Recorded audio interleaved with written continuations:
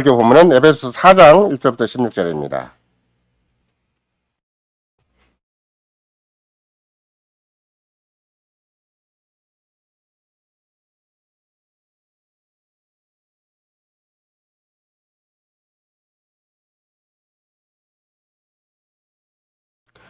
그러므로 주 안에서 갇힌 내가 너희를 권하노니 너희가 부르심을 입은 부름에 합당하게 행하여 모든 겸손과 온유로 하고 오래 참으로 사랑 가운데서 용납하고 평안에 매는 줄로 성신이 하나 되게 하시는 것을 힘써 지키라. 몸이 하나이요 성신이 하나이니 이와 같이 너희가 부르심의 한 소망 안에서 부르심을 입었느니라. 주도 하나이요 믿음도 하나이요 세례도 하나이요 하나님도 하나이시니 곧 만유의 아버지시라.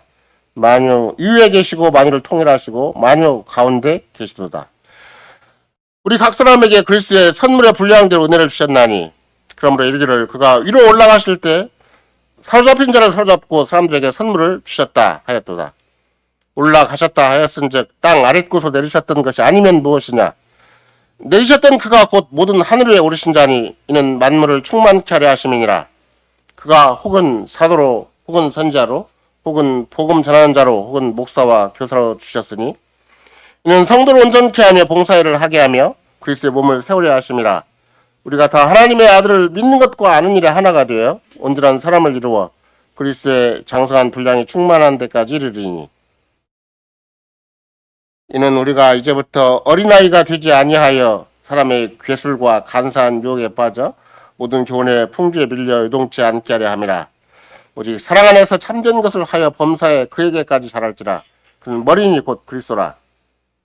그에게서 온몸이 각 마디를 통하여 도움을 입음으로 연락하고 상합하여 각 지체의 분량대로 역사하여 그 몸을 자라게 하며 사랑 안에서 스스로 세우느니라.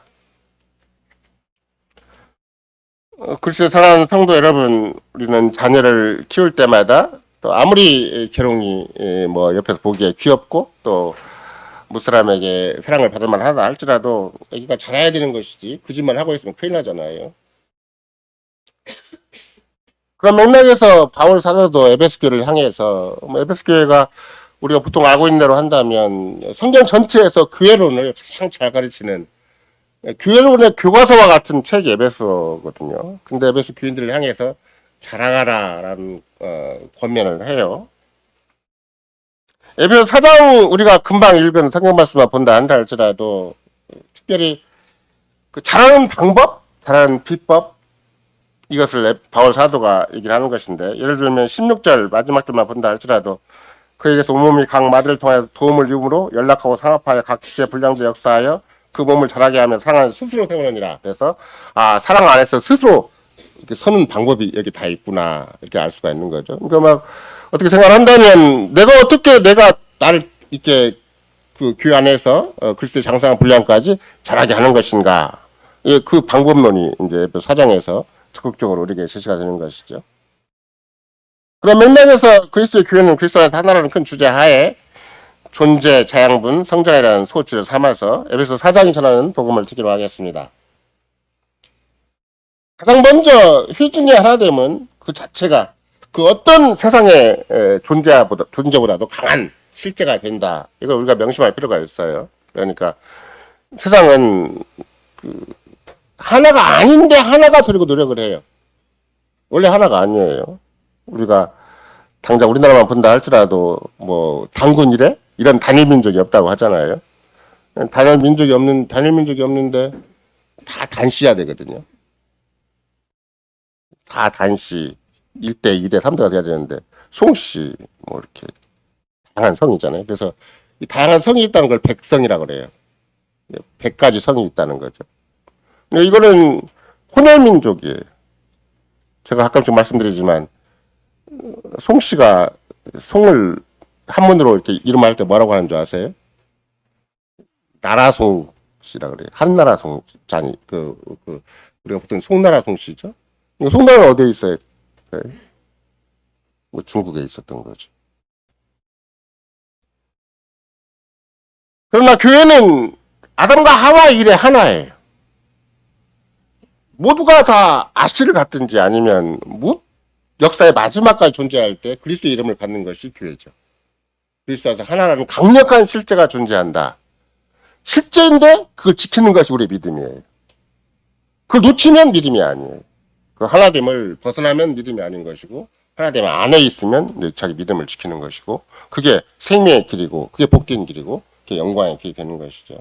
그래서 여러분도 바울사도가 4장 3절에 그렇게 얘기를 해요. 평안의 맨줄로 성신의 하나 되게 하신 것을 힘써시키라. 이건 성신의 작품이다.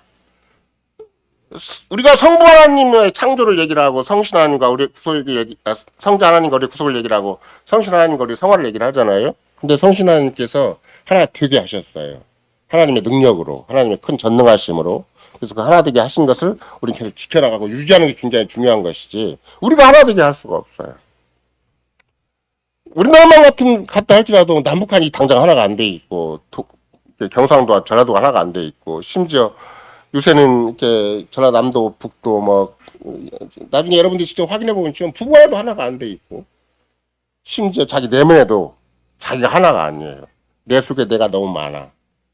복잡한 게 인생이고 사람이기 때문에 이게 심리적으로도 이중인격자가 될 뿐만 아니라 자기는 정신분열적인 증세가 있어가지고 이게 자기도 하나가 아니에요. 근데 그 천하의 그 어떤 것보다도 명분에서 정치적이나 외교상이나 아니면 세상에서 이렇게 가시적인 차원에서 얘기하는 것이 아니라 가장 강한 실제로 그리스도 안에서 하나다. 이게 역사적인 실제이기 때문에 그것을 우리가 놓치면 우리도 모르게 잘못된 길을 가는 것이다. 마치 막 서로 부부간에 열심히 사랑해서 하나가 돼야 되는 것처럼 또 부모와 자식 간에 막 이렇게 서로 애걸복걸 하다시피 해가지고 서로 한 혈족을 이루어야 되는 것처럼 착각할 수가 있어요. 아니에요. 더 강한 실제가 절대 부정할 수 없는 실제, 역사적으로 확고동한 실제가 있는데 하나가 뭔가 그렇게 그리스도 안에서 하나라는 거예요. 강력한 존재가 있는 것인데 철학 그 누구도 그걸 무너뜨리지 못해. 왜? 삼위 하나님의 작품이기 때문에. 그래서 성신이 하나 되게 하신 것을 너희가 잘 유지해가는 것이 뭐라는 거예요. 16절에 보면 스스로 세우는 길이에요. 여러분과 나를 잘 세우는 길이에요. 여러분과 내가 이게 지금 비틀거리고 있는가, 이게 삐딱하게 가고 있는가, 이게 엉뚱한 데로 가고 있는가, 이걸 알아보려면 내가 성신을 하나 되게 하신 것을 잘 유지하고 있는 것인가, 성신을 가르치신과 인도하시면 잘 따르고 있는가, 이걸 잘 생각을 해보면 내 신앙이 잘못된 것인가 아닌가를 금방 알 수가 있는 것이죠. 우리가 에베소를 금방도 제가 이거는 교회론의 교과서와 같다라고 얘기를 하지만 만약 이 하나됨이라는 차원에서 에베소를 좀 분해를 해보면 1, 2, 3장은 주로 바울 사도가 뭘 강조를 하냐면 그 의견적인 하나됨이에요. 물론 의견만 끝나지 않지만 특별히 이방인과 유대인이 어떻게 하나가 되는가를 강력하게 강조를 해요. 유대인은 이미 하나님의 언약 백성의 마지막 자취를 가지고 있는 것이고 근데 어떻게 유대인과 절대 합해질 수가 없는 이방인이 하나가 되는 것인가. 그 신비가 우리가 가지고 있는 교회다. 그리스도의 신비다. 이게 지난주에 우리가 살핀 거잖아요. 그러니까 에베소 전체는 철저하게 1장부터 6장까지가 에베소 6장까지 있어요. 그럼 반절 나누면 1장부터 2장, 3장이 있고 4장, 5장, 6장이 있는데 1장부터 6장까지가 철저하게 그리스도 안에서 하나됨을 얘기하는 거예요.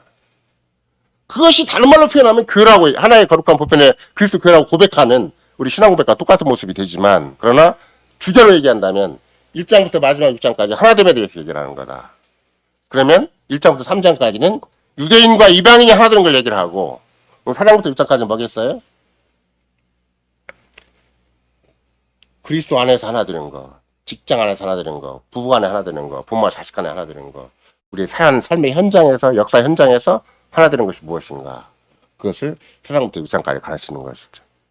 그러니까 교회론의 차원에서도 에베소 전체가 진행되고 있다고 생각할 수도 있는 것이고 교과서처럼 그러나 이 하나됨의 차원에서도 1장부터 3장까지는 전 세계적인 전 역사적인 하나됨을 얘기를 하는 것이고 4장부터 6장까지는 역사의 마지막까지 진행될 그 그리스도의 과업 하나님의 성신의 과업이 무엇인가 또 교회가 가지는 마땅한 교회 신자가 가지는 마땅한 과업이 무엇인가를 향해서 집요하게 가르치는 것이죠. 만약 예수 그리스도를 중심으로 생각을 해보면 예수 그리스도야말로 모든 인종을 뛰어넘으셨어요. 그가 유대인이고 히브리인이었지만 그러나 그리스도가 이 땅 오시자마자 모든 유대인과 이방인의 담을 헐어버리셨죠. 정말로 여러분과 내가 구약 전체를 본다 할지라도 단순하게 혈통의 계승은 아니었잖아요. 우리가 룻만 봐도 모압 여인이었고 또 라합만 보더라도 여호수아의 뭐 창기와 같은 모습이었고 뭐 여러 가지 잘못된 사례가 참 많이 있어요. 그러니까 구약을 가만히 보더라도 누가 역사적인 정통성의 계승자인가 이걸 생각해 보면 그 믿음의 혈통이다 이렇게 얘기를 하는 거잖아요. 여호와 하나님의 언약의 혈통이라고 얘기할 수도 있고 믿음의 혈통이다. 제가 구재수 목사님의 소천에 대해서 계속 누누이 강조하는 게는 구재수 목사님이 참 주님의 쓰시는 굉장히 우리가 보통 묘수예요, 묘수. 왜 그분이 화란 사람인데 한국에 와서 캐나다로 갔냐고. 그 너무 신비한 거 아니에요? 월요일 날에 목사님들과 한참 내가 구재수 목사님에서 얘기를 했더니 한 목사님 그래요. 그 사람이 외국 사람이었었어요. 한국 사람인 줄 알았대요. 제가 하도 구재수 얘기하니까 나는 외국 사람인지 전혀 몰랐어요. 한국 사람이었어요. 한국 사람인 줄 알았어요. 고시인 줄 알았대요. 뭐 우리가 다 아시죠. 뭐 그렇게 생각을 한다면. 근데 그분이 신비한 하나님의 섭리의 손길에 의해서 한 정통파 교회 출신인데 어려서부터 정통파 교육을 받은 사람이에요. 자기 동네 사람이 여러분이 복음주의 고주성가 쓴 글을 보면 자기 동네 사람이 자기가 어린 시절에 기차를 타고 학교로 가고 있으면 아니 너 옆에 학교 있잖아. 여러분도 마찬가지. 옆에 학교 있잖아. 근데 왜 따로 학교를 다녀? 그것도 멀리 다니는 거예요.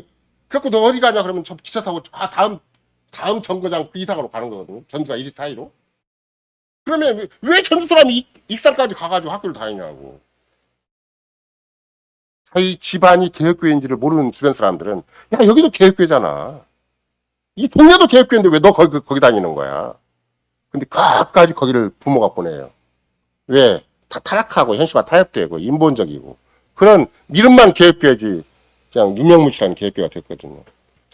이런 것이 어린 시절부터 익숙해진 사람, 뼈에 굵은 사람, 피와 살이 된 사람이 주께서 그 사람을 쓰셔서 고신에 보내셨어요. 한국에 보내셨어요. 한국말을 하도록. 한국 사람한테 복음을 전하도록. 한국말로 카리스마틱 롬답을 가르치고 한국말로 신학을 강의하도록. 근데 그분이 10년 동안 사역을 하다가 다시 캐나다 또 가셨어요. 그러면 그분을 주님이 어떻게 쓰셨는가? 절묘하게 쓰신 거예요. 전 세계를 아우르는 그리스도와서 하나인 것을 뭔가를 보여주는 확고한 사람을 써주신 거예요. 근데 그걸 여러분과 내가 왜 놓쳐요? 함께 스쳐가더라도 붙잡아야지. 근데 고시는 그 거대한 교단이 그냥 장례식에 따라간 거 그 정도 하나 끝내요. 그냥 인사말 조서 한번 낭독하고 초계장 조서 낭독, 신학교 원장 조서 낭독하고 끝내버리는 거예요. 그리고 그냥 밑에 있는 좀 목사가 장례식까지 따라가서 장례식 딱 사진 찍어서 다음 주에 여러분이 직접 그걸 확인할 수 있겠지만 우리는 장례식까지 따라갔다 왔다. 그게 하나님이 쓰시는 방식이나 그게 하나님이 인정하시는 방식이나 그게 하나님이 상 주시는 방식이 아니에요. 그러니까 그리스도와서 하나가 되는 건 무엇인가? 성신을 하나 되게 하신 건 뭐예요? 성신이 말씀을 쓰실 거 아니에요. 그 말씀을 쓰셔서 말씀을 잘 듣고 배우고 그래서 여기도 보면은 주께서 특별히 사로잡은 자를 나중에 사로잡아서 다시 교회를 위해서 선물로 주시잖아요. 그게 누구예요? 사도와 선지자와 복음 전하는 자와 교사잖아요. 다 뭐 하는 사람들이에요. 직업상으로 얘기를 한다면 다 말씀을 전하는 자들이에요. 복음을 전하는 자들이에요. 복음 전하는 자들을 잘 대접하고 그를 잘 따르고 그 가르침을 잘 받는 것이 그리스도에서 하나됨을 지키는 것이지. 그래서 교단을 이뤄가지고 막 장례식에 가서 막 생색을 내고 막 우리는 이런 분을 과거에 위대한 스승을 모셨다고 자랑을 하고 그리고 지금은 딴짓하고 있고 일반 복음주의와 똑같은 것처럼 흘러가고 있다면 그게 바울 사도가 의도한 그리스도에서 하나됨이 아닐 거 아니에요. 뭘 놓쳤는가? 바울 사도가 일관되게 에베소 교회에 가르친 바처럼 우리의 존재가 무엇인가를 놓친 거예요. 나는 누구인가? 나는 이 땅에 정말로 누구인가에 대해서 신중하게 생각을 하는 나는 그리스도입니다. 그리스도 교회 사인의 지체다. 이걸 절대 놓치지 않아야 내가 모든 사고방식, 모든 삶의 태도, 모든 사사건건마다 어떤 선택의 여지가 있을 때 이건 내가 하나됨을 모색하는 것인가 하나님 쪽에서 벗어나는 것인가를 가름을 해가지고 내가 성신을 하나 되게 하신 것을 힘써 지키는 거예요. 내가 예배 시간에 나올 것인가 아닌가 아니면 내가 모임에 나올 것인가 아닌가 자꾸 나도 모르게 세상에서 얼마나 오라는 게 많아요. 내려간 데가 별로 유명하지 않고 대단한 사람이 아닐지라도 오라는 데는 없어도 갈 데도 많고 또 갈 데는 없어도 오라는 데도 많고 그냥 시간이 왜 이렇게 빨리 지나가는지 모르겠어요. 돈도 막 사방팔방 다 써버리고, 근데 막상 그리스도 하나 되게 하시는 걸 힘써 지키는 쪽에서는 돈도 안 쓰고 시간도 안 쓰고 내 인생 준비도 안 해요. 근데 바울 사도가 에베소 교인들을 봐도 그렇다 그거예요. 너희가 나를 위해서 그만큼 헌신하고 내가 그 3년 반 동안 너희들과 함께 눈물로 교회를 세웠고, 그렇게 해서 교회가 주님이 주신 은혜대로 든든하게 서서 전 세계 전 역사적으로 참으로 교회는 이런 거다라고 증명할 만한, 입증할 만한 그런 아름다운 교상을 이뤘는데, 너희가 이것으로 만족할 일이 아니라 이 교회가 귀답게 더 쓰기 위해서 어떻게 해야 되는 것인가? 그리스도에서 하나 되게 잘하라. 이렇게 얘기하는 거예요. 잘하라. 너희들의 하나됨을 잘 지켜라. 어떻게 지키는 것인가? 스스로 각자가 잘 세우는 길이다. 어떻게 세우는 것인가? 그랬더니 여기 보면은 13절에 우리가 다 하나님의 아들을 믿는 것과 아는 일에 하나가 돼요. 온전한 사람을 이루는 것이다. 그러니까 하나님의 아들을 믿는 것과 아는 일에 하나가 되어 온전한 사람을 이루는 것이다. 그리스도 장성한 분량에 충만히 이르게 된다. 방법이 딱 정해져 있잖아요. 하나님의 아들을 믿는 것과 아는 것이 하나가 되어 있다. 그것이 아니면 아무리 돈을 많이 벌고 아무리 세상에서 이름을 내고 아무리 똑똑하고 혼자 잘난 체해도 세상에서 알아지는 사람이 된다 할지라도 아무 소용이 없어요. 하나님의 아들을 믿는 것과 아는 일에 하나가 되어서 그것이 진짜 사람이다. 온전한 사람이라고 얘기할 때 그게 진짜 사람이에요. 이 온전한 사람이라는 말도 이게 바울 사도가 처음 쓴 말이 아니에요. 구약의 전도서에서 마지막 12장에 보면은 이것이 사람의 본분이니라. 이 모든 걸 너희가 다 들었으니까 인생의 부귀영화도 다 관계돼서 얘기를 들었고 수많은 책을 수많은 학문을 논하는 것도 다 들었지만 너희가 참으로 여호와를 경외하고 계명을 취하라. 이것이 사람의 본분이니라. 그럴 때 그 본분이라는 말은 콜, 하, 아담 단수예요. 그 사람의 모든 것이다. 그 사람의 모든 것이라는 말은 그게 온전한 사람이다. 그게 사람다운 사람이다. 사람은 이런 것이다. 전도서 결론이 그거예요. 그 말을 바울 하다가 그대로 옮기는 거예요. 이것이 온전한, 이것이 사람다운 사람이다. 그리스도를 빼놓고 사람을 얘기할 수가 없다. 그리스도를 믿고 아는 일에 그것이 하나가 돼야 진짜 사람이 되는 것이지. 그리스도를 제대로 알지도 못하고 그걸 믿지도 못하는데 어떻게 사람이라고 할 수가 있겠는가. 바울 사도가 아주 강하게 에베소 교인들한테 얘기를 하는 것이죠. 실제적으로 바울 사도가 여러 가지 노력을 해요. 일단은 설명을 잘하죠. 유대인과 이방인이 어떻게 하나가 되었고 내가 그 일에 당사자가 되었는가. 바울 사도가 목숨을 걸어요. 어디에 목숨을 걸어요? 유대인과 이방인이 하나 되는 일에 자기 인생을 걸어요. 하나님이 바울 사도를 부르셨어요. 마치 구주석 목사를 부르셔서 화람교회와 한국교회와 캐나다교회와 호주교회가 하나가 되도록 보내신 것처럼. 근데 사람들이 그걸 잘 모르는 것처럼 바울 사도를 이방인과 유대인 사이에 하나가 되도록 그 담을 헐도록 바울 사도가 사역을 하게 하셨어요. 베드로도 그 사역을 하긴 했지만 좀 부분적으로 하다 말았어요. 그러나 바울 사도는 본격적으로 자기가 유대인에게서 돈을 받는다 할지라도 퇴장을 받아서 다리가 다 뭉개지고 하마터면 유대인들 모의를 받아서 사형을 당할 만한 그런 위치에 간다 할지라도 가까이 노력을 해요. 이방인을 위한 복음 전도를. 왜 그러는 것인가? 유대인과 이방인이 하나 되게 하는 것을 하나님 주신 사명이 있기 때문에 그래요. 그것이 자기 존재, 소명, 자기의 모든 삶의 의미가 되기 때문에 목숨을 걸고 인생을 바쳐서 이방인과 유대인의 하나됨을 노력을 해요. 그 인생의 아름다운 결과가 에베소 1장부터 3장까지. 그게 막연히 이론적으로 펼쳐낸 것이 아니라 이게 내 인생이야 라고 가르쳐주는 거예요. 지금 날 쓰셔서 유대인과 이방인이 이렇게 하나 되게 만드셨어. 너희들도 마찬가지야. 그런 맥락에서. 이렇게 이제 분명히 에베소 교회한테 얘기를 하는 것이죠. 그러니까 다시 그리스도께 신이 생성하신 그렇게 신이 이루신 너무나 천하에서 그 어떤 존재도 지금도 유대인을 감히 함부로 도전을 못 하잖아요. 유대인 스스로도 자기 스스로 못 깨잖아요.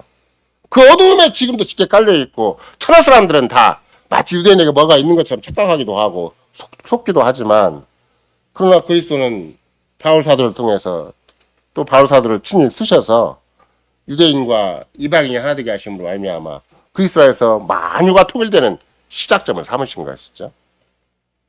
그래서 이제 드디어 바울 사도가 그러면 자기도 노력을 했고 그리스도께 친히 그렇게 이루셨고 그걸 위해서 십자가에 돌아가셨고 그래서 주의 영에 의해서 자기가 쓰임을 받아서 유대인과 이방인이 하나 된 것을 그렇게 현실로 만들어 놨다면 거기서 멈출 일이 아니라 너희 교회가 할 일이 있다. 이렇게 얘기하는 거예요. 에베소 교회 교인들이 할 일이 있다.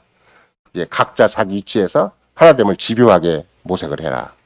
그래서 각자 자기 위치에서 하나님을 모색하는 것이 그리스도와 교회 관계에 대해서 말하는 것이고, 부부 관계에 대해서 말하는 것이고, 부모와 자식 관계에 대해서 말하는 것이고, 심지어 직장에서 종과 주인과의 관계에 대해서 말하는 거예요. 아, 우리가 막연하게 그냥 착하게 살자, 열심히 살자, 세상에서도 가정생활, 부부생활은 착하게 하고 예쁘게 하라고 그랬으니까 하는 그런 게 아니에요. 그리스도가 만유를 통해 나가시는 그 위대한 구속사역, 위대한 재창조사역, 역사 전체를 추구하시는 가장 큰 목적에 바울사도가 목숨을 바쳐서 헌신을 했고, 그래서 그 에베소 교회가 세워졌다면 너희들도 목숨을 바치고 인생을 걸고 이 하나님을 위해서 노력을 해라. 집안에서 노력을 해라. 부부간에 노력을 하고, 부모와 자식간에 노력을 하고, 직장에서도 그렇게 노력을 해라. 그것이 그리스도가 친히 이루시는 만유 하나 되는 것을 향해서 한 걸음 나가는 길이다. 그걸 확인하고 감사하고 고백하고 그걸 친히 쓰는 도구가 되라. 이렇게 얘기하는 것이 4장, 5장, 6장이에요. 그래서 친히 바울 사도가 얘기하는 것은 그것은 신자 개인이 장성을 해야 되고 성장을 해야 되고 자라야 되는 것이다. 의식이 자라야 되고 생각이 자라야 되고 그 인격이 자라야 되는 것이지. 막연히 교회 다니고 교회 다니나 마나 똑같이 돼버리고 허전들 또 하고 평생 그냥 눈에 보이는 직장에 시달리고 가정에 시달리고 부부간에 시달리는 그런 인생이 아니라 부부간에 하나됨을 진지하게 노력을 해야 되고 부모와 자식간에 진지한 노력을 해야 되고 심지어 이 사회의 한 일원으로서도 진지한 노력을 해야 된다.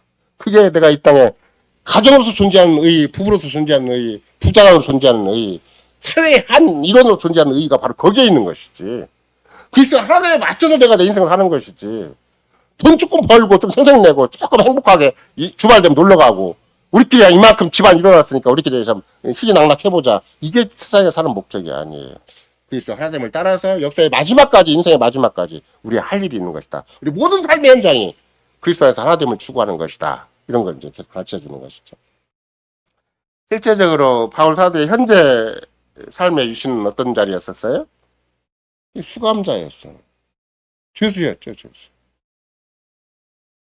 그러나 3장 1절에도 본인이 직접 표현하기를 나는 이방인에게 복음을 전하기 위해서 그리스도에게 사로잡힌 자가 되었다 이렇게 얘기를 하잖아요.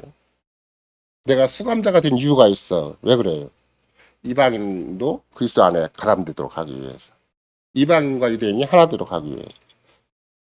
우리가 생각할 때는 하나됨을 위해 노력하면 막 가서 막 친절 대사가 되고 막 가서 막 서로 악수를 하고 이렇게 막 서로 주고받고 해야 돼 하는 것처럼 보이는데 바울 사도는 그냥 감옥에 갇혀 있어요. 기꺼이 감옥으로 가요. 왜? 주님이 쓰시는 방식이 그 방식이니까.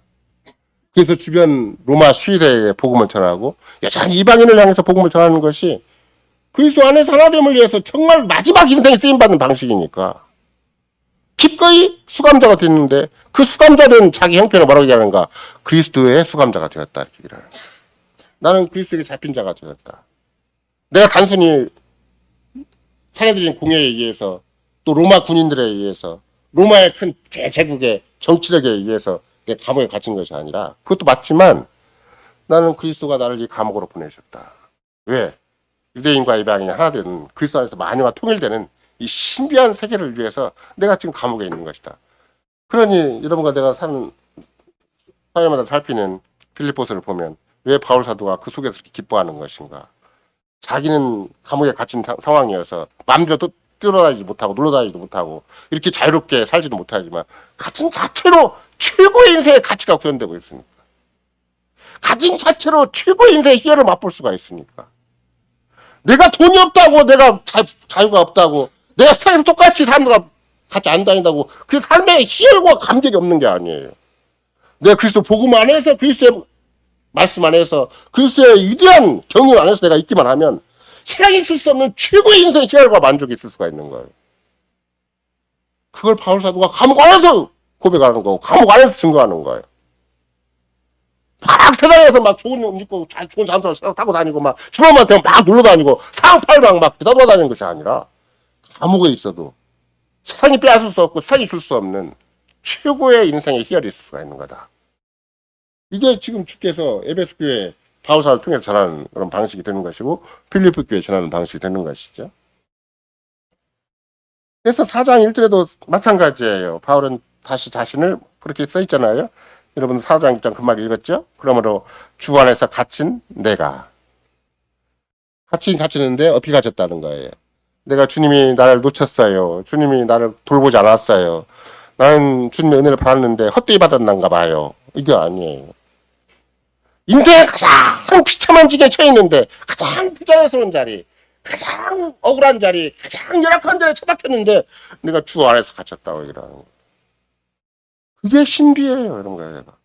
막 그 문제 해결하기 위해서 목매할 것이 아니라, 집안 문제 해결하기 위해서 목매할 것이 아니라, 주 안에 갇힌 자, 주 안에 가난한 자, 주 안에 못된 자, 주 안에서 주님이 이렇게 하셨다는 것을 더 확증할 수만 있다면 주님이 충분히 쓰시는 거예요. 충분히 나를 통해서 영광을 나타내 주시는 것이고 주의 뜻과 주의 나라를 세우시는 것이지, 이상적인 조건이 갖춰져야 되는 거 절대 아니에요. 번들어야 되는 거 아니에요. 세상이 알아줘야 되는 거 절대 아니에요. 주 안에서 갇힌 자인데 내가 주 안에서 갇혔다. 이 바울사도가 이렇게 표현하는 것이 얼마나 신비해요. 이런 거 나는 내가 이 가정을 위해서 내가 갇혔다고 생각을 해. 내가 주 안에서 내가 이 가정을 섬기기 위해서 나는 이 땅에 부름받았다. 내가 이 교회 섬기기 위해서 내가 이 땅에서 부름받았다. 난 이 사람을 위해서 내가 이 땅에 부름받았다. 주 안에 나는 갇혔다. 주 안에 붙들린 자다. 주께 사로잡혔다. 이렇게 고백할 수 있냐. 그렇게 할 수 있어야 세상이 줄 수 없는, 생에서 누릴 수 없는 천하가 다 그거 조금 만족하고 조금 행복하고 조금 남들 인정받고 조금 인생에 뭔가 새로운 게 있을까 하고 그냥 풍물출하고 나름대로 뭐 온갖 방법을 다 도나가고 그래갖고 막 돌아다니기도 하고 뭐 춤추고 노래하기도 하고 별짓 다 하지만 천하 어디에서도 웃는 것도 미친 듯이 될 정도로 만족스럽지 않아요. 허기만 져요. 더 갈증만 생겨요. 그러나 그리스도 안에서는 어떤 조건도 만족스러운 조건으로 갈 수 있어요.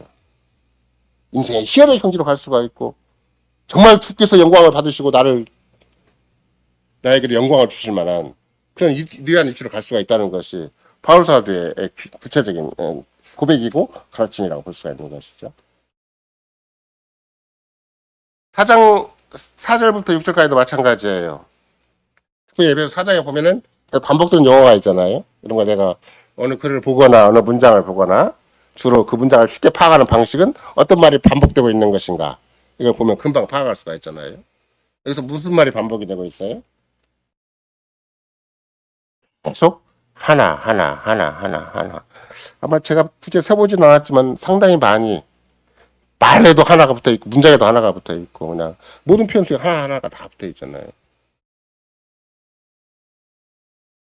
그리스도의 회중으로서 우리가 하나 된 것이 우리 하나됨으로 머물지 않고 삼위일체 삼위 하나님이 우리와 함께 하신다. 그러니까 진짜 하나다. 이렇게 강조하는 거예요. 우리끼리는 부부라도 하나가 안 돼갖고 계속 밀당이나 있었고 지금까지도 서로 자포자기하거나 체념하거나 너는 너고 나는 너다 하고 끝까지 생각을 해요. 법이 있으니까 내가 너하고 그냥 살고 있지. 그런 사람 많잖아요. 졸혼, 황혼, 이혼. 왜? 안 맞아요. 옛날부터 어른들이 안 맞기 때문에 동상이몽이라는 말을 썼어요. 동상이라는 말의 상자가 밥상이라는 말이 아니라 침상이라는 말이에요. 같은 침대에 누워도 꿈은 다르다는 말이 왜 나왔겠어요? 평생가도 안 맞아요. 맞추면 될 것 같으죠? 안 맞아요. 반드시 맞추는 것이 있어요. 그리스도에서 하나로 맞춰지는 거예요. 왜? 삼위 하나님 직접 행하시는 맞아져요. 사람끼리는 불가능하고 사람에는 한계가 있고 100번쯤은 노력해도 늘 너는 너고 나는 나지만 그냥 그리스도 안에서는 하나 같아요. 한 믿음에서 하나가 될 수 있어요. 그냥 저같이 그냥 대한민국에 마치 무슨 뚝배기 같이 생겨가지고 제 주변 사람이 뭐 소소문 같대요. 옛날에는 손도 봐도 소소문 같이 생겼고 얼굴도 소소문 같이 생겼고 몸뚱아리도 소소문 같이 생겼대요. 근데 캐나다 가고 호주 가고 화랑 가면 그렇게 좋아해줘요. 그 사람들이 내가 뭐 날씬하게 생겼고 내가 뭐 핸섬하게 생겼고 내가 뭐 말도 잘하고 내가 뭐 똑똑하게 생겼고 막 웬만한 영화배우 스타일처럼 생겨서 그래요? 아니 그리스도에서 하나가 되니까 되는 거. 천하를 누릴 수가 있어요. 천하만 누리냐고. 오고는 대대 속에서 계속 같은 고백으로 같은 세례로 같은 믿음으로 같은 교회로 누릴 수가 있는 거예요. 자식이 반발하고 이상한 짓 했었고 자꾸 그 자식은 더 이상한 짓을 하고 아까도 제가 주한이가 자꾸 너무나 좋아하길래 지금은 MZ 세대인데 얘는 비보이 세대인가 보다고. 워낙 비보이를 잘해 얘가 어릴 때부터. 그 세대마다 다 틀려가지고 할아버지가 저 자식 바라볼 때는 또 딴 세계 사는 것처럼 볼 수가 있죠. 우리가 그런 세계 사는 게 아니에요. 한 세례, 한 믿음, 한 교회, 한 그리스도, 한 삼위 하나님 밑에 산다고 생각을 해보세요. 이 신비가 어디에 있어요? 부모가 자식 간에, 자식과 자식 간에 또 즐길 수 있는 길이 이 길이 있는 것이지. 우리끼리 막 자식끼리 돌봐갖고 우리끼리 막 해봤자 자식끼리 땀만 붓고 있다니까 부모가 살리. 다 제각기예요. 부모가 제각기인데. 자기 자신도 자기 안에서 하나가 안 돼 있는데. 근데 그리스도 안에서는 내 안에서도 하나가 되고 부모 안에도 하나가 되고 부모와 자식 안에도 하나가 되고 언제나 민족과 혈통을 넘어서 하나가 되고 역사 전체를 태우면서도 자손손에도 하나가 되고 하나님이 참 대단하신 분이시죠. 그러니까 삼위 하나님이 지금도 살아계셔서 이 세상을 막 충분히 가름하시 나가신 거구나. 만약 하나님이 안 계셨으면 이 세상 갈피 그냥 잡을 수가 없고 갈기갈기 다 찢겨져가지고 겉으로만 썽뚱해요. 다 갈기갈기 다 찢겨졌어요. 영혼이 찢겨질 정도가 돼버려요. 마음이 찢겨지고 자꾸 영혼과 마음이 찢겨져갖고 막 덜덜거리죠. 막 상처투성이로 인생을 살고 어디에 소망이 있고 어디에 우리의 가능성이 있다고 쉽게 생각할 문제가 아니에요. 바울사도는 내가 감옥에 갇혀 있어도 너희가 하나 되고 너희와 우리 사이에 하나가 돼 있다. 얼마나 위대한 사실이에요. 내가 너희와 같이 에베소하고 로마 감옥하고 얼마나 멀리 떨어져 있어요.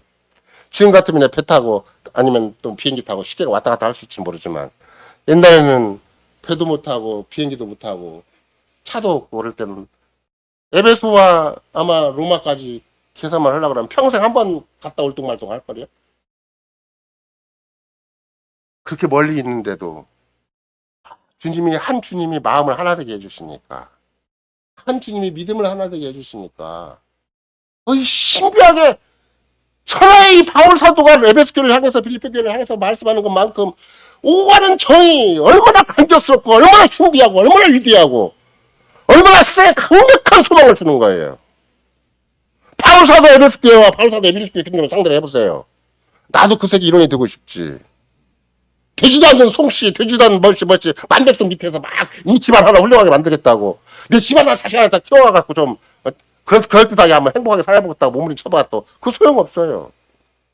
죄가 움직이고 세상이 움직이고 마귀가 움직이면 꼭 그 사람이 나빠서가 그런 거 아니에요. 자기는 죄가 움직이고 세상이 움직이고 마귀가 움직이면 속수무책으로 칼기갈기 찢어버리는 거예요. 마음이 채로 남는 것이 없고 생각이 채로 남는 것이 없고 인생이 채로 남는 것이 없어요. 그냥 다 찢겨진 걸레만 남아있어요. 마지막에 죽을 때 보면. 죽을 때 보면 우리나라 사람들 하는 얘기가 있잖아요. 뭔 얘기가 있어요? 정 띄고 죽는다.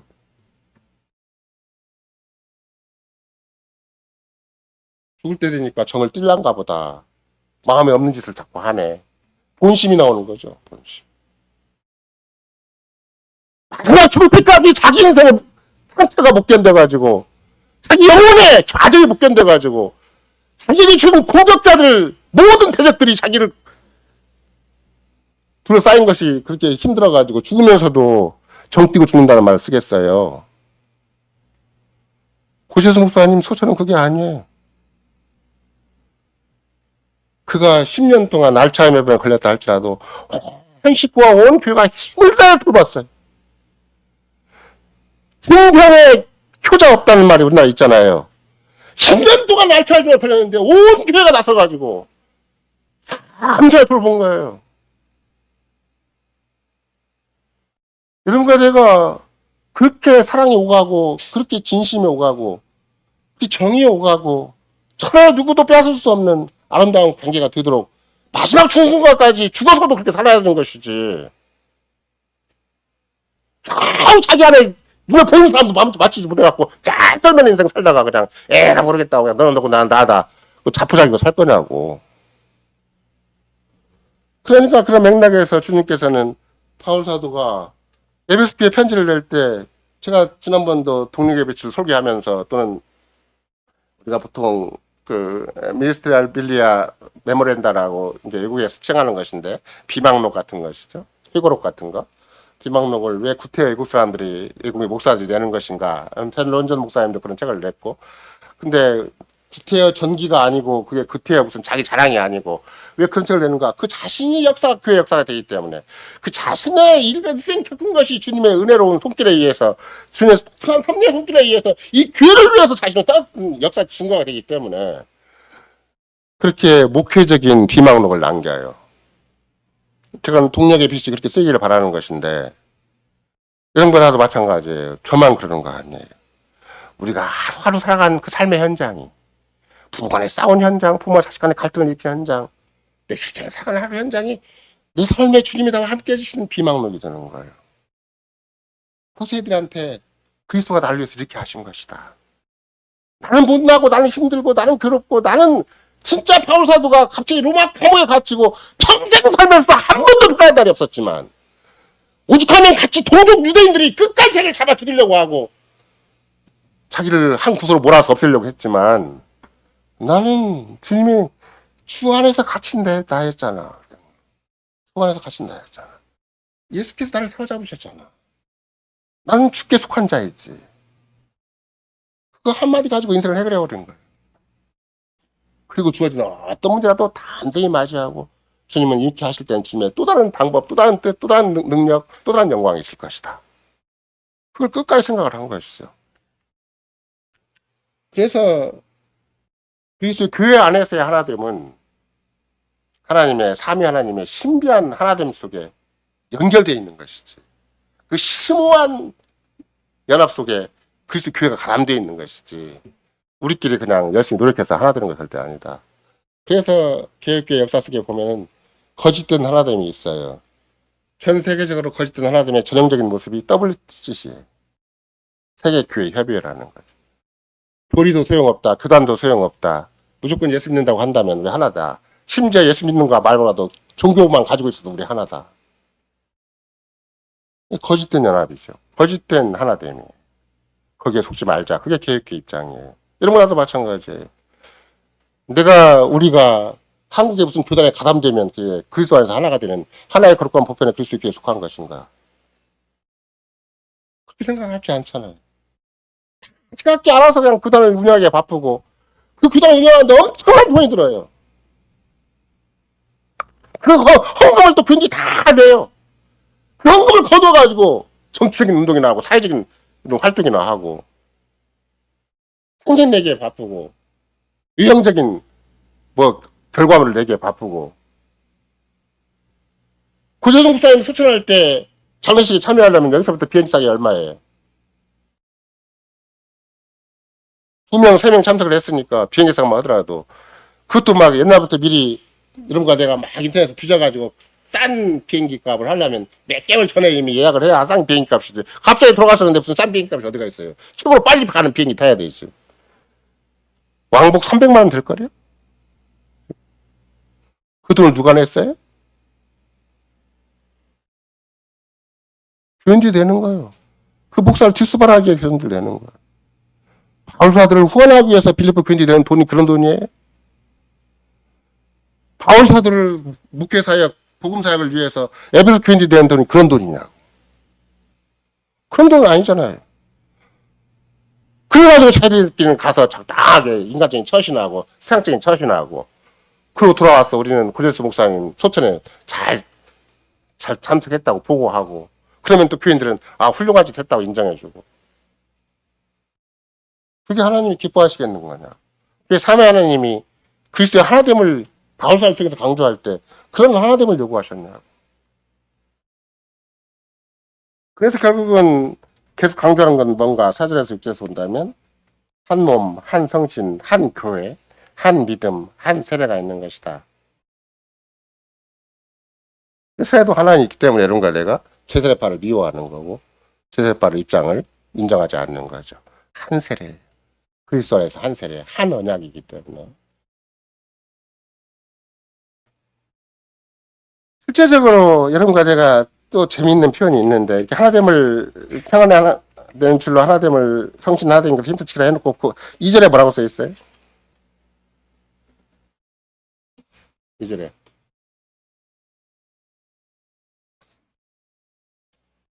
모든 겸손과 온유로 하고, 우리말로는 명사 앞에서 모든이라는 말을 쓰려면 우리가 보통 이렇게 카운터블, 그러니까 이게 수량이 써져야 모든이라는 말을 쓰잖아요. 근데 여기는 추상명사인데 모든이라는 말을 써 있어요. 모든 겸손과 온유로 하고, 겸손이 몇 개예요? 온유가 몇 개고? 근데 모든이라는 말 썼잖아요. 그러면 이게 히브리적인 추상급의 표현이고 헬라적인 추상급의 표현인데 겸손과 온유가 최선의 방법이라는 거예요. 뭐 하는데?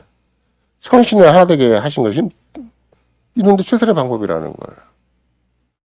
막 치열하게 이렇게 막 좋은 사람을 파견을 하고 인사치를 잘 하고 가서 생색을 내서 조사를 잘 읽고 그러면 하나 되는 것이 아니라 진짜 모든 겸손과 온유가 뭔가 가지 말았어야지. 정말 우리 돌아봤어야지. 구세종사님 10년간 여기 사역을 하셨는데 열매가 과연 우리에게 있는가? 만약에 그거와는 정반대 방향을 가고 있다면 우리가 뭘 회개해야 되지? 이 교단이 장차 어디로 갈 거지? 어떤 사람이 저 밑에 말도 안 되는 아시케라는 속에 속한 사람이 하나 나와가지고 욕을 바락바락 하고 갔는데 그것도 말도 감당을 못해갖고 막 총회에서 움직이고 총회 대표가 움직여도 지금도 쩔쩔매고 있잖아요. 정말로 잘한 것이라면 그리스도에서 하나의 거룩한 부패 그리스도 교회인이라면 솔직하게 와서 얘기를 하고 솔직하게 서로 이웃구해 주고받고 자기 자존심 세우거나 자기의 뭐 문제를 내세울 일이 아니죠. 그러니까 모든 겸손과 온유로 하고 올해 처음으로 사랑 가운데 서로 용납하고 이게 전투 방식이잖아요. 세상의 전투 방식은 하나 되게 하는 전투 방식이 뭐 있어요. 때가 되면 여러분들이 1930년대 이후 40년대까지 전 세계적으로 정말로 하나됨을 노력한 사람들이 있어요. 전 세계적으로. 누가 노력을 했어요? 히틀러가 노력을 했고 무솔리니가 노력을 했고 스탈린이 노력을 했고 일본 천황이 노력을 했어요. 전 세계가 하나가 되도록 자기들 치하에 동남아 제국 동북아까지 포함을 해서 아시아 전체를 하나 되게 하는 게 일본 천황이고 독일은 밑에 민족을 철저하게 배제시키고 자기의 순수한 혈통을 가지고 전 유럽을 한번 자극해보자는 게 히틀러였고 무솔리니도 그와 비슷한 생각을 가지고 있었고 스탈린도 비슷한 생각을 가지고 있었죠. 그들의 공통된 특징이 뭔지 아세요? 기초되건 것이 저도 몰랐는데 이번 역사를 공부하면서 알았어요. 일본도 마찬가지고 그 새 지도자의 슬로건도 마찬가지예요. 전부 태양을 숭배하는 자들이었어요. 히틀러 이렇게 기호가 있잖아요. 그것도 태양을 상징하는 것이고 일본에 우리가 일장기라고 하는 거 있잖아요. 당연히 태양을 상징하는 것이. 그리스도의 십자가 대신에 뭘 내세운 거예요, 그 사람들이? 태양신을 내세워. 그러니까 고신에 가면 박물관 속에 우리 믿음의 선조들은 태양신 숭배를 거부했다. 신사참배를 거부했다는 말을. 태양신 숭배를 거부했다라고 해놓고는 문을 딱 잠궈놨어요. 그 태양신 숭배라는 게 뭔가 그리스도의 십자가 아닌 걸 숭배했다는 거예요. 그쪽으로 모든 겸손과 온유로 올해 처음으로 사랑으로 그 계획대로 움직인 게 아니에요. 그 신앙고백으로 움직인 게 아니에요. 그러면 사람은 큰 교단을 이루고 큰 교회를 이뤘다 한다 한들 무엇에 의해서 큰 교단을 이루고 큰 교회를 이루겠는가? 태양신을 섬기는 자들이 가지는 전체주의 사고방식. 인간적인 노력으로 바벨탑을 쌓고자 하는 방식. 힘의 철학, 힘의 논리에 의해서 누군가가 강력하게 대한민국도 통일해보고 남북한도 통일해보고 동남아도 통일해보고 전 세계로 통일할 수가 있다면 그게 전체주의죠. 획일화된 전체주의죠. 이게 사탄의 방식이에요. 그리스도에서 하나 되게 하시는 것을 흉내내는 사탄의 방식이 그리스도 없는 하나됨이죠.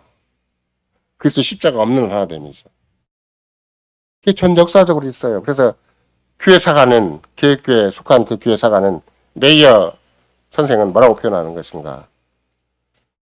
그들 밑에는 전부 다 주께서 심어놓으신 교회가 있었다. 무솔리니 밑에 로마 교황이 있었잖아요. 근데 그리스도가 심어놓은 그 교회가 있었어요. 독일은 루터와 칼빈, 루터가 움직인 나라잖아요. 루터가 친히 주님이 루터를 세우셨으니까 그리스도 교회가 거기 있었죠. 스탈린도 마찬가지예요. 지금도 러시아는 전쟁을 하면서 누구랑 상의를 해요? 러시아 정교회 총대와 상의를 하잖아요. 다 기독교가 배후에 있어요. 근데 기독교를 철저하게 짓밟고 그 사이비적인 방식으로 기독교의 이념을 도용을 해서 권력과 피해 숙청으로 하나되자. 그게 마귀적인 방식이고 사탄의 방식인 것이죠. 오늘날 조금만 교회가 크게 되려고 하고 조금만 교단이 크게 되려고 하고 우리끼리 힘을 합쳐서 우리 집안이라도 좀 크게 만들어보자, 큰데 만들어보자 한다면 그게 바벨탑적인 사고방식과 똑같은 것이라서 전체 사회주의, 국가 사회주의와 똑같은 방식이라서 이게 마귀적인 방식이구나. 그걸 알아본 사람이 누구인가. 그 히틀러 당시에 히틀러의 굉장히 악랄한 방식, 굉장히 무서운 방식을 알아본 사람이 스필더 목사예요. 아, 이게 문제구나. 묘하게 목숨을 걸고 히틀러와 싸웠어요. 다른 개교회 교인들은 다 숨어서 쩔쩔매고 있는 판국에 스킬대만 나서가지고 몇 번 거머에 갇힐지라도 히틀러와 싸운 거예요. 히틀러 용납하면 안 된다. 천만다행으로 우리나라 같은 경우는 지금이야 다 타락을 했지만 고신에 맨 처음 정말로 신사참배를 반대한 분들은 그걸 반대한 거예요. 태양신 숭배를 하면 안 된다. 신사에 함부로 참여하면 안 된다. 제가 가끔씩 3층에 오는 손님들을 향해서 옛날 100년 전 사진을 보여줘요. 그러면 교회 앞에, 좀 서문계 앞에 순사가 딱 대기하고 있어요. 주일 예배를 하고 그러잖아요. 그냥 긴 행렬로 기절하고 화장실까지 가요. 화장실에 신사가 있었거든요. 그 긴 행렬의 사진이 쫙 나와 있어요. 아무도 거기에 일을 제기하지 않아요. 예배 드리고 뭐 교회 지키기 위해서, 우리 집안 지키기 위해서 그냥 따라와서 고개 숙이고 와서 다시 예배 드리는 거예요. 그런 비겁한 사람들, 그런 배신자들, 그런 배교자들이 여러분과 내 우리 선배들이에요. 우리의 조상들이에요. 그리고 뭐 교회가 잘 되면 훌륭한 교회가 되고 주님이 그냥 교회 잘 됐으니까 인정해 주는 거예요. 교회 부흥했으니까 인정해 주는 거냐고. 이런 것들이 여러분과 제가 에베소 교회 바울 사도가 편지를 보낼 때 로마 제국적인 통일이 있었죠. 모든 역사의 모든 길은 로마로. 그죠? 오죽하면 로마 제국에서 전 세계적으로 마지막 주께 친히 복음을 전하는 최후의 목적지를 로마로 삼을 정도로 전 세계의 모든 길이 로마로 통하고 있었죠.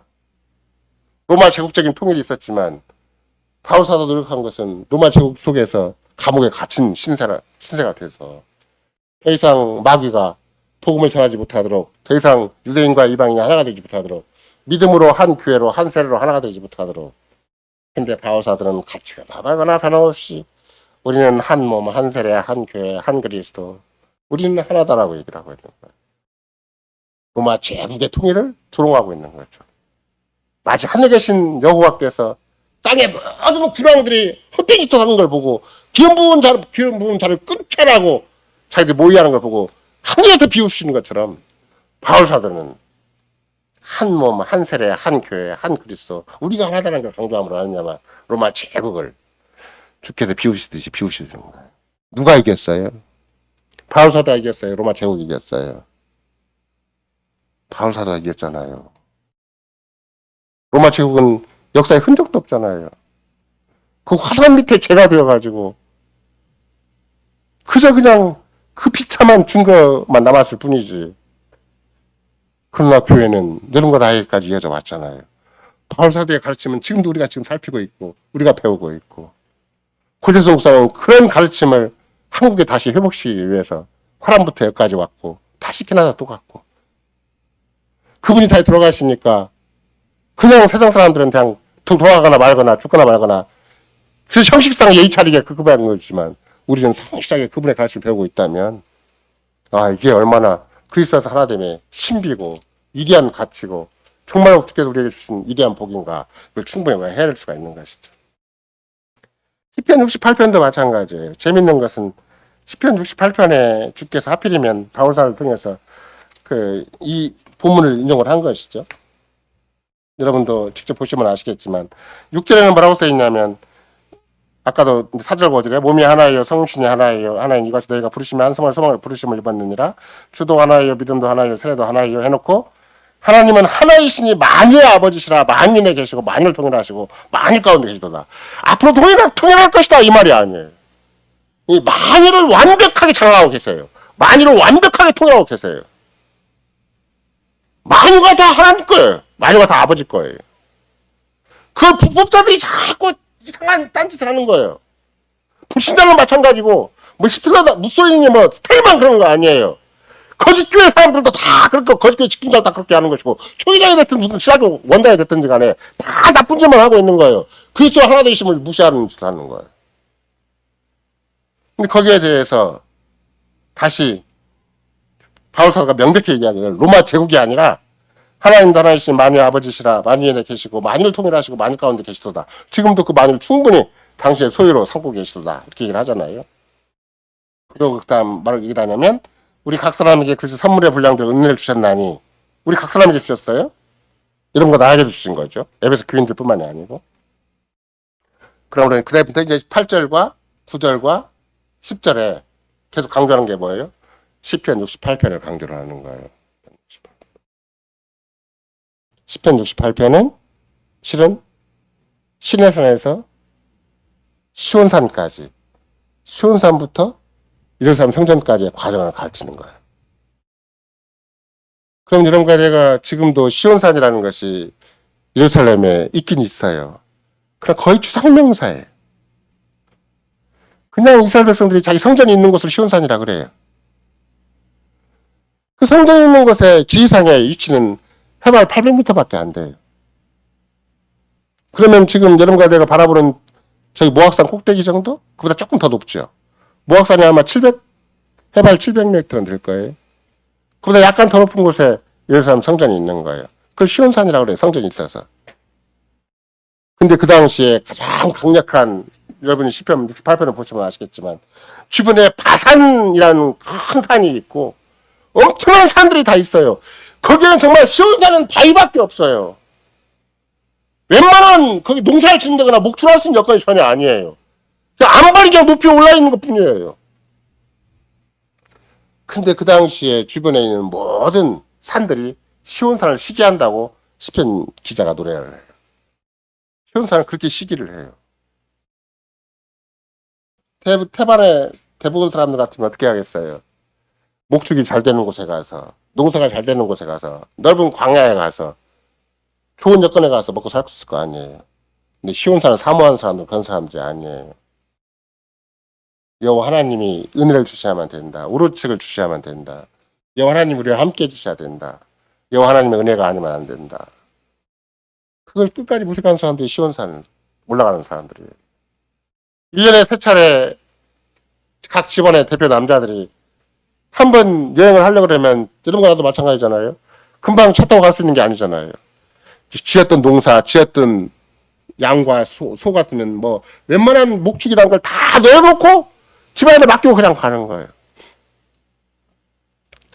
내가 이걸 관리하지 않으면 큰일 나겠다고 생각을 한다면 대부분 집안에서 남자들이 주로 그런 산업의 일선에 서서 일을 했을 테니까. 근데 그걸 다 내려놓고 그냥 올라가는 거예요. 왜? 우리가 이 땅에서 생존과 생활은 여호와 하나님의 은혜에 달려있는 것이지 우리가 노력하고 손발로 수고한 대로 달리는 것은 절대 아니라. 그냥 세 차례 그렇게 대절기에 그들이 따라간다 할지라도 상관없이 주께 감사와 찬송을 하고 가는 것이지.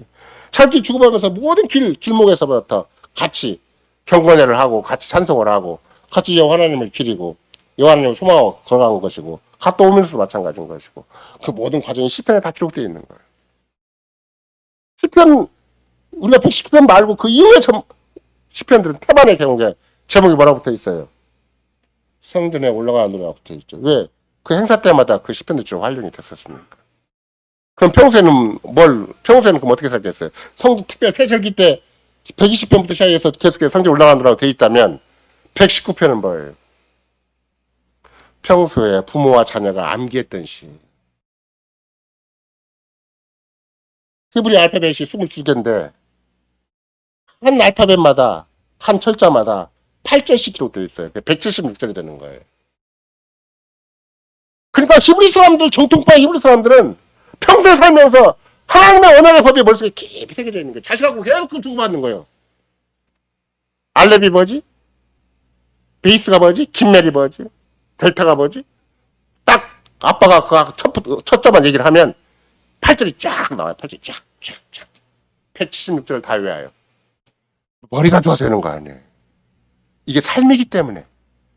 이것이 하루의 삶이고, 이것이 부모와 자식 간의 삶이고, 이것이 한 민족의 삶이기 때문에 176절을 자연스럽게 공부하는 거예요. 최고의 민족이 되는 거예요. 왕 같은 세상 나라가 되는 거예요. 하나님의 거룩한 백성이 되는 것이고, 하나님의 특별한 소유가 되는 거예요. 세상에서 내놓으라는 것과 아무 상관이 없어요. 세상은 잘해봤자 바벨탑밖에 안 만들어요. 세상에서 아무리 힘을 모아도 바벨탑에서 하나님 저주하시는 현실밖에 안 돼요. 그러나 여호와 하나님이 시내산에서 맺은 언약의 법에 따라서 그들이 우리는 끝까지 언약의 법을 놓치지 않고 살겠습니다라는 고백이 시내산 밑에서 언약 서약식에도 있었었고 생활 속에서는 어떻게 살았는가? 119편을 가지고 살았어요. 그래 평소에 살다가 정한 절기가 되면 120편부터 부르면서 올라가는 거예요. 119편을 가지고 살아야 120편이 나오는 것이지. 평소에는 아무 생각 없다 갑자기 예배 드리고 나온다고 되는 게 아니에요. 여러분도 마찬가지예요. 하루 일주일을 어떻게 사는가 따라서 교회 나오는 게 재미있고 안 재미있고 다 구분되는 거예요. 세상에 쫓겨 살다가 갑자기 주일 나오면 졸기만 해요. 목사님 왜 또 어려운 얘기 또 하는 거야 이거. 평소에 경건해도 하고 하나님 말씀 가까이 대하고 평소에 기도하고 평소에 우리 인생의 목적이 무엇인가, 인생의 가치가 무엇인가, 인생의 원리가 무엇인가, 내가 왜 존재하는가, 뭐에 살고 있는가, 나는 누구인가, 내 집안은 누구인가 자꾸 생각하면서 엿새를 살아야 주님께서 이게 네 인생이고 이게 네 삶의 의미고 이게 네 집안의 의미고 이게 세상에 존재하는 의미고 역사가 흘러가는 의미다. 이걸 119편으로 다 파악을 하는 거예요. 그럴 때 교회에 나오는 것이 의미가 있고 예배 드리는 게 의미가 있고 설교 듣는 게 의미가 있는 거예요. 옛날 백성 다 그렇게 살았어요.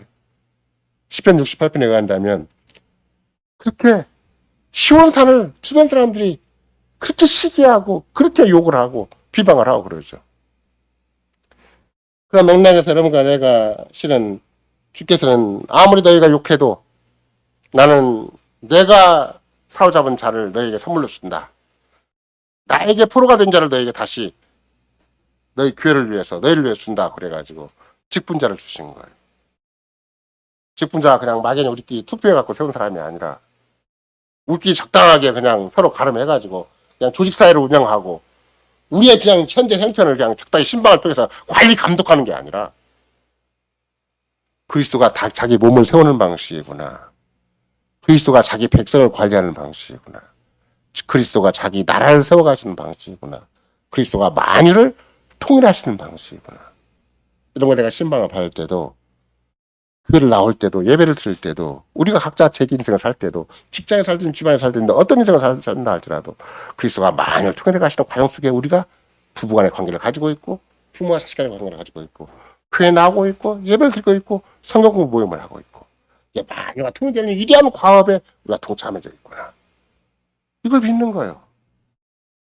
이게 우리의 삶의 진정한 가치고 보람이고 이게 성은 천하가 다 흔들리고 천하가 다 그리스도와 상관없이 그리스도를 배반하고 그리스도와 관계를 끊고 딴 길로 간다 할지라도 주께서는 그리스도에게 속한 자를 통해서만 그리스도에게 충성되고 그리스도를 의지한 자들에게서만 이 역사의 과업을 이루어 가신다. 역사의 위대한 사실을 친히 이루어 가신다. 만유 안에 만유와 통일되는 위대한 세계를 친히 펼쳐 나가신다. 이걸 친히 에베소 교회를 주님이 바울사를 통해 주신 설정을 통해서 이루어 나가시는 것이죠. 그래서 실은 여러분과 나도 계속해서 그리스도께서 지금도 하늘 성소에 오르셨죠? 시온산이 중요한 바는 뭔가? 왜 중요한가? 다른 산은 아무리 높다 하도 에베레스트 꼭대기가 됐든지 아니면 천하에 가장 막 등산하는 사람들이 막 꿈의 어떤 버킷리스트처럼 막 히말라야 산맥이 쫙 펼쳐 있다 할지라도 시온산에 비하면 거기서 바라보면 아마 그 에베레스트산 꼭대기에서 바라보면 시온산은 어떻게 보이겠어요? 언덕이죠, 언덕. 시온산 언덕. 근데 에베레스트산 꼭대기보다도 어떤 히말라야 높은 봉보다도 왜 시온산이 왜 중요해요? 시온산은 거기에서만 하늘 성소가 연결되니까 중요해요. 세상에서 아무리 높은 산도 하늘 성소와 연결되진 않아요. 인간이 끊임없이 정복하고자 하는 대상은 된다 할지라도 하늘 성소와 연결되진 않아요. 시온산은 하늘 성소와 연결돼요. 마찬가지예요. 이 세상에서 내노라하는 건물이 있고 내노라하는 기업이 있고 내노라하는 세계가 있고 그야말로 빌 게이츠가 세운 거대한 기업이 있어서 전 세계를 그냥 아예 IT로 완벽하게 정복하는 그런 실체가 있다 한다 할지라도 거기에는 뭐가 없어요? 하늘 성소에 이르는 길은 없어요.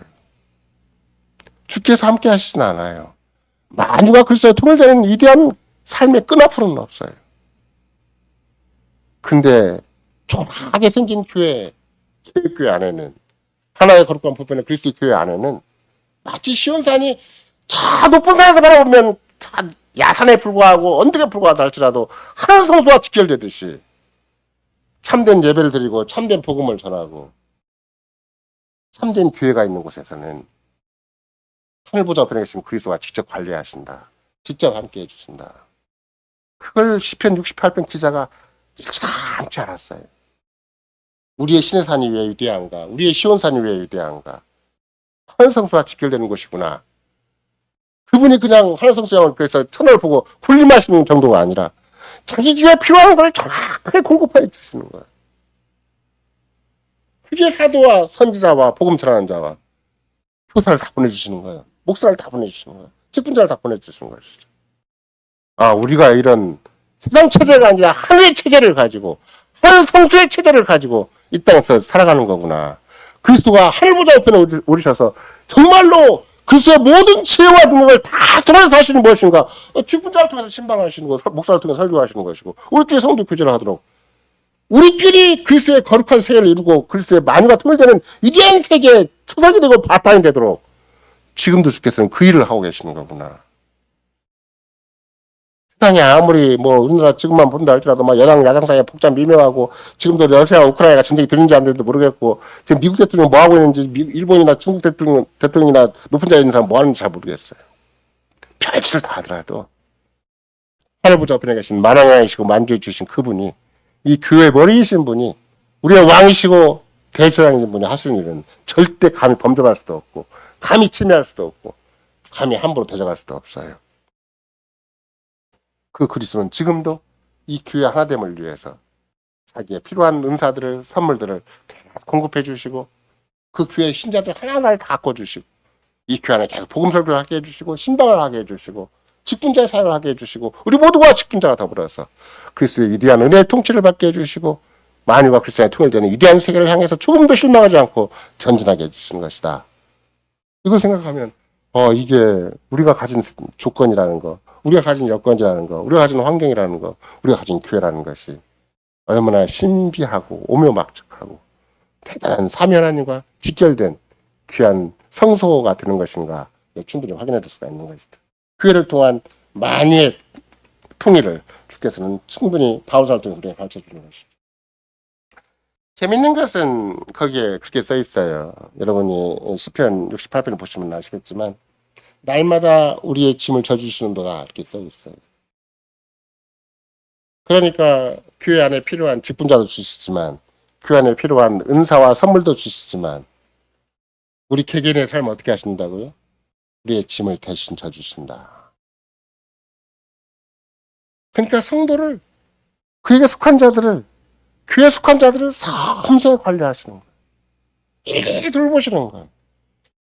아까도 우리 한 영혼 속에 한 인생 속에도 내 속에 내가 너무 많아갖고 내가 누구인지도 잘 모르겠고 내가 어디로 가야 되는지도 모르겠고 날마다 내가 혼자 갈등과 고민과 고민마다 끝낼 인생이 마지막 죽을 때까지 내가 상처 속에서 죽을 간격이 찢겨진 영혼으로 그 육신으로 죽을 수밖에 없는 인생인데 내 속에서도 주께서 친 일을 해주세요. 내 영혼 속에서도 내 마음 속에서도 내 인생 속에서도 계속 일을 해주세요. 거기에 무거운 짐이 있으면 날마다 대신 져주세요. 죄짐이 있고 수상짐이 있고 무거운 짐이 있으면 날마다 져주셔서 우리 모두가 오직 하늘 성수만 바라보고 살 수 있도록 그리스도만 바라보고 의지하고 살 수 있도록 해주신다. 우리가 교회 안에 사는 지체로 살아도 충분히 답이 될 수 있도록 주께는 지금도 날마다 우리의 짐을 대신 져주신다. 이게 구약교회 신자가 고백한 말이고 찬성한 말이고 감사한 말이에요. 무조건 종교 이념적으로 교단적인 차원에서 이렇게 막 외국 교단과 관계를 맺어야 되고 막 국제적인 교류를 해야 되고 막 해서 행사를 해야 되고 이런 거 아니에요. 그냥 겸손하게 모든 겸손과 온유로 오래 참음으로 사랑으로서 용납하는 것만 하면 돼요. 성신의 열매를 가지고 있으면 돼요. 끝까지 그것을 믿고 의지하고 사랑하기만 하면 돼요. 하나님의 언약의 법에 신실하게 살면 돼요. 그러면 주께서 날마다 우리의 부족함이 있고 우리의 결핍이 있고 우리의 문제가 있고 우리가 스스로 해결할 수 없는 그런 복잡 미묘한 현실이 있다 할지라도 날마다 우리의 짐을 대신 져주시는 주님이 날마다 우리와 함께 해주세요. 이런 것이 교회를 건설하는 주님의 큰 은혜와 능력이라고 볼 수가 있고 이것이 만일을 통해 나가시는 교회의 신비한 정말 교회를 통해서 만일을 통해 나가시는 주님의 신비한 역사다. 우리가 충분히 고백할 수가 있는 것이죠.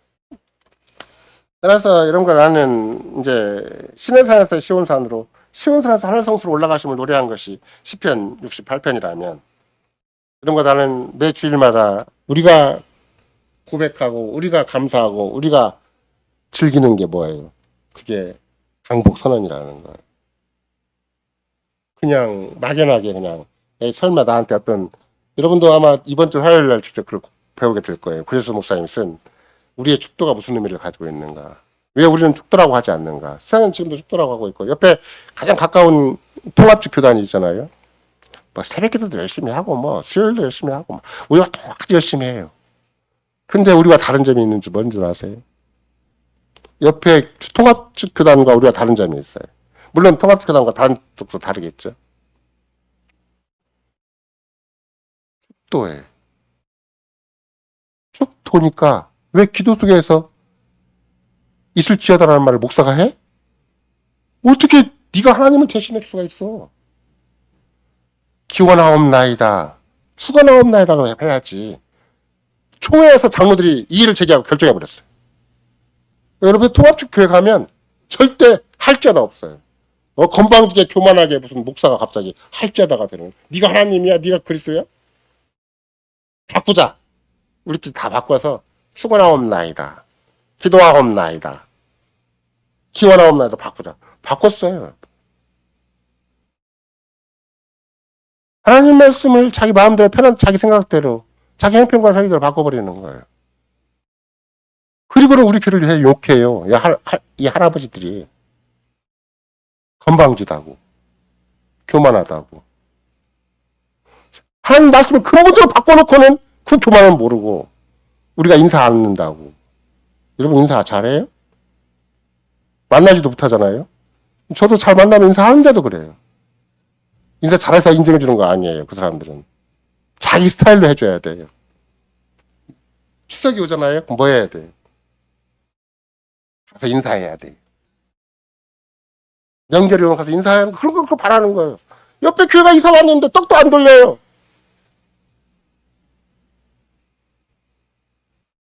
괜히 상처가가지고 시비만 하고 있었고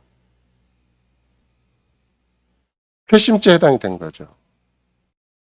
괘씸죄가 문제가 아니에요. 하나님 앞에 괘씸죄를 당한 거예요. 지금 통합적 교단이 굉장히 커요. 얼마나 조직이 탄탄한지 시골구석에 목회를 하더라도 다 생활비가 지지가 돼요. 은퇴를 하더라도 이렇게 딱 목사관이 이렇게 다 생겨요. 학등신방 하더라도 그런 것이 없어요. 이쪽 무주질환 장수 동전주 쪽으로 150개가 한 노예를 구성하고 있어요. 합동 측에서. 자립하는 교회가 30개밖에 안 돼. 100개 이상이 고군분투하고 있어요.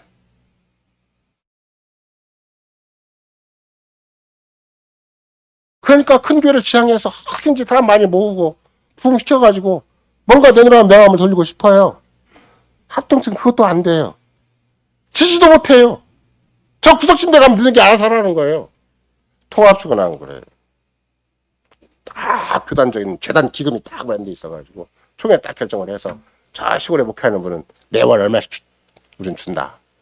그 사람이 연금을 가담 못할 정도로 형편이 없으면 노인밖에 없으니까 그러면 교단에서 연금을 비를 얼마큼 내준다. 그러니 통합적 교단에 가고 싶어요? 아니면 합동적 교단에 가고 싶어요? 둘 중 하나 결정하라 그러면. 웬만한 목사 같으면은 통합적 교단에 가고 싶죠. 노후가 보장되는데.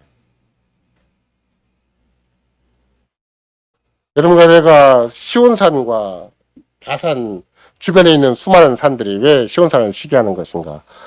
자기도 여건이 충분해요. 부모도 대단해요. 통합집이 왜 구태우를 욕할 필요가 없어요. 자기들은 거대 교단을 이루고 그렇게 해서 은퇴해서 좋은 집까지 만나서 그나마라도 혜택을 받고 있으면 그거 축하하면 되죠. 감사하고 찬송하면 되죠. 옆에 있는 교회가 크든 작든 그 상관의 이유가 아니죠.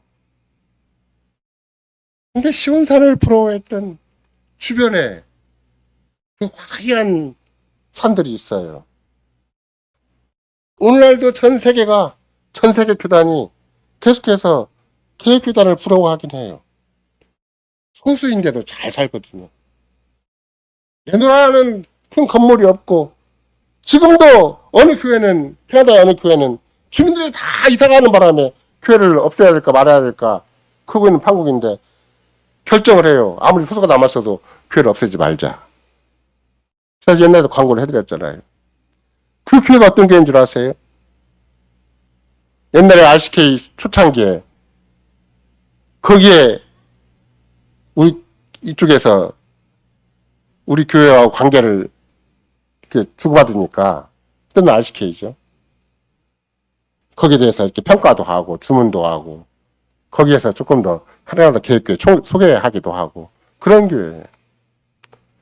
그 교회가 천만다행으로 아직은 명맥을 유지하고 있지만 목사 생활을 지지할 수가 없어요. 교인 숫자가 작기 때문에 거기도. 근데 노예적으로 결정을 해요. 그 교회를 존립시키기로. 그래서 극소수가 남았다 할지라도 노인들밖에 안 남았다 할지라도 생활을 지지해줘서 그 노인들이 정상적으로 설교를 듣게 하자고. 이런 결정을 하고 이런 주고받는 오고 가는 것이 있을 때 그걸 참교회라고 하는 것이고 하나의 거룩한 보편의 그리스도 교회라고 하는 것이고 이런 교회상을 유지나갈 때 만유와 그리스도의 통일되는 신비한 감을 서로 확인하고 믿음으로 하나가 되고 한 세례로 하나가 되고 한 교회로 서가는 것을 우리가 경험하고 확증하고 증거하고 자랑할 수가 있고 그렇게 소망을 가질 수가 있는 것이지. 교단이 큰다 한들 내 노후가 보장된다 한들 그게 중요한 것이겠냐. 그런 맥락에서 여러분과 나는 한사코 이 바울사도가 얘기하는 거예요. 목회적인 은사를 주셨으면 정말 말씀에 봉사하는 은사를 뿐만 아니라 그 모든 것들을 쉽게 생각하지 말아라. 그리스도가 주셨다. 그리스도 안에서 살아가라. 그리스도가 주신 걸 잘 받아야 그래 그리스도 안에서 그리스도의 장상분량을 자라가는 것이다. 그냥 목사가 좀 똑똑하고 잘나고 못나고 그거 따지지 말고 직분자가 좀 잘나고 못나고 그런 거 따지지 말고 그리스도가 주셨다는 걸 잘 생각을 하면 얼마든지 그리스도 안에서 스스로 자라갈 수가 있는 것이다. 그러니까 그리스도를 의지하는 마음으로 직분자를 의지하고 직분자를 또 그리스도의 종으로 그리스도의 도구로 잘 자기 처신을 잘 해라. 자기 역할과 주님 앞에 쓰임받을 수 있는 준비를 잘 하라는 것이죠. 그게 안 되면 뭐라 그래요? 14절에 그리스도 안에서 스스로 잘하지 못하면 뭐가 돼요? 14절에 이거는 김홍전 목사님이 상당히 책 한 권으로 설명한 말이기도 한데 스스로 잘하지 못하면 그리스도 안에 유아가 돼요. 애기도 어렸을 때 재롱 부리면 예쁘지만 잘하지 못하고 성인인데도 재롱 부리면 미쳐요 부모가. 자기 스스로 잘하지 못하면 그리스도 안에 유아가 되는 거예요. 교회 안 다닌다는 말이 아니에요. 신자 아니라는 말이 아니에요. 의식이 자라지 않고 생각이 자라지 않고 믿음이 자라지 않는 것이다. 그래서 얼마나 교회 안에 큰 걸림돌이 되는 것인가. 에베소 교회가 교회론의 교과서 같은 교회에는 불구하고 그 안에 누가 있다는가요? 그리스도 안에 유아가 있다라고. 그리스도 안에 어린아이가 있다고 가르쳐주는 거예요. 그러면 에베소 교회만 그러겠냐고. 역사의 마지막까지 에베소서가 존재하는 한 역사의 마지막까지 교회가 존재할 때 교회 안에 어떤 사람이 있는가? 유아가 있다. 어린아이가 있다. 스스로 잘하지 못한 자들이 있다. 왜 잘하지 못하는 것인가? 자꾸 모든 겸손과 온유로 하려고 하지 않아요. 누가 교단장이 되고 막 목사가 되고 막 큰 게 뭐가 되면은 장로가 되고 막 그것이 뭐 대단한 것처럼 착각을 해요. 모든 겸손과 온유로 하라니까. 성실한 열매로만 하라니까. 그게 쓰시는 도구로만 쓰임 받을 준데 해야지. 혹이라도 자기 자에 들어가거나 자기 공로가 들어가거나 자기가 들어가면 절대 안 된다. 오직 그리스도의 구속의 은혜와 성실의 열매로만 현실을 감당을 해라. 그게 모든 겸손과 온유로 하라는 말이에요. 우리의 전쟁 방식, 우리의 교회를 세우는 방식, 우리의 신자로서의 든든하게 서는 방식은 무엇인가?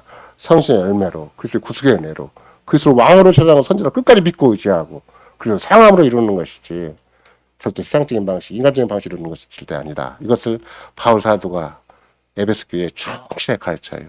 그 신비한 가르침이 이름과 나에게 지금도 있고 고지서 목사를 통해서 역사적인 교회를 통해서 지금도 아름답게 연결되고 있고 우리는 드디어 다음 세대를 향해서 우리 자신과 다음 세대를 향해서 집요하게 이 아름다운 통일의 세계, 위대한 만유가 하나가 되는 세계를 지금도 모색할 수 있도록 주께서 여러분과 나를 말씀으로 관리하신다. 이걸 충분히 깨달을 수가 있습니다. 아멘.